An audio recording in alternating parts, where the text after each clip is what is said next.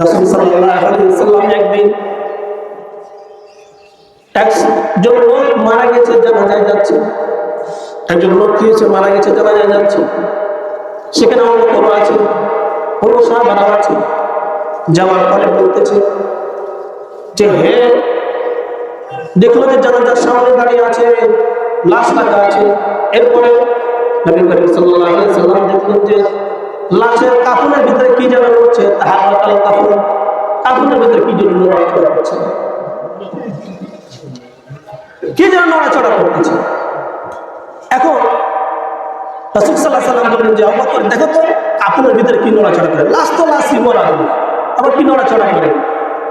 আবু বকর সিদ্দিক রাদিয়াল্লাহু তাআলা আনহু দেখলেন কাপড় যখন সরাই নেওয়ার পরে আমার বন্ধুগণ, আমার ভাইরা, কি দেখলো যে বিশাল একটা বিষধর সাপ কাপড়ের ভিতরে, তার মাংসগুলো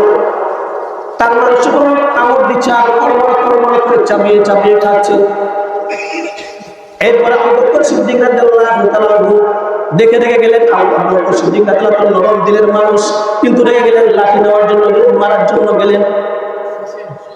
এরপরে সাপটা আল্লাহ রাব্বুল আলামিনকে ডাক দিয়েছে, আল্লাহ, আপনার নবী দাঁড়িয়ে আছে, আপনার সাহাবী আবু বকর আমাকে মারার জন্য আসতেছে, তুমি আমার জবানটা খুলে দাও। যেরকম সুবহানাল্লাহ, আমার জবানটা খুলে দাও। আল্লাহ রাব্বুল আলামিন জবান খুলে দিলেন। এরপরে সাপটা রাসূল সাল্লাল্লাহু আলাইহি ওয়াসাল্লাম বলছে, ইয়া রাসূলুল্লাহ, আসসালামু আলাইকা ইয়া রাসূলুল্লাহ, ইয়া হাবিবাল্লাহ। এরপরে বলছেন যে আবু বকর ঘুরে বলছে যে হে আবু বকর, তুমি আমাকে কি জন্য মারতে চাও? আমি কি অপরাধ করেছি? আমি কি অন্যায় করেছি? আবু বকর সিদ্দিক রাদিয়াল্লাহু তাআলা বললেন, তুমি অন্যায় করো নাই, লাশটা এখনো দাফন করা হয় নাই, তার জানাজা পড়া হয় নাই, তুমি তাকে এখনো খাচ্ছ, আযাব হয়ে কবরে, ঠিক না? তাহলে তুমি এখন কেন তাকে শাস্তি দিচ্ছ? সাপটা তখন বলছেন যে হে আবু বকর, আমি আমার পেটের খিদার জন্য তাকে দংশন করি না, কারণ আল্লাহ রাব্বুল আলামিন তাকে অর্ডার করে দিয়েছে আমাকে যে আমি যেন তাকে আজমান দুনিয়ায় কিয়ামত পর্যন্ত দংশন করতে থাকি। তার কারণটা কি, তার অন্যায় কি, তার অপরাধ কি? অপরাধ হলো তিনটে।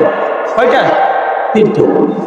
এক নম্বর অপরাধ তারিকুস সালাম, লোকটা নামাজ আদায় করতো না। তারিকুস সালাম, লোকটা নামাজ আদায় করতো না, নামাজ পড়তো না, নামাজ ছেড়ে দিত।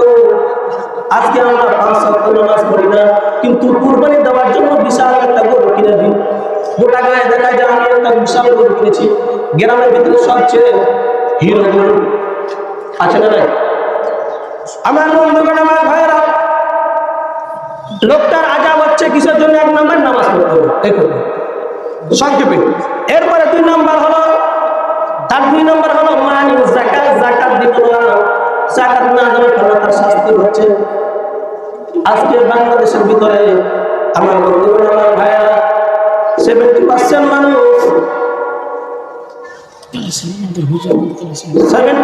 মানুষ কিন্তু দেখেন যে যাকাত করবে, কিন্তু আমরা যাকাত দিতে চাই না। যাকাত দিলে সম্পদ নষ্ট হয়ে যাবে, এই জন্য যাকাত দিতে চাই।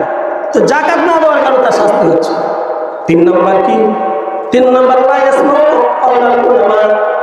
সে লোকটা আলেম আমাদের নবীদের কথা শুনতো না।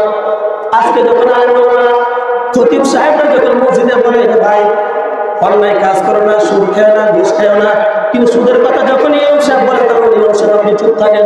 এরকম মানুষ আছে না নাই বলেন তো?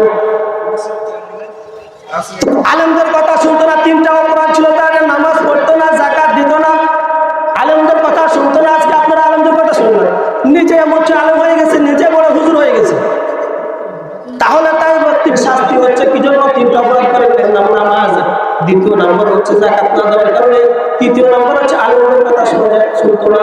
এই জন্য আলেমদের কথা শুনতে হবে, নামাজ পড়তে হবে, যাকাত আবার যদি সম্পদ থাকে যাকাত আমাকে দিতে হবে।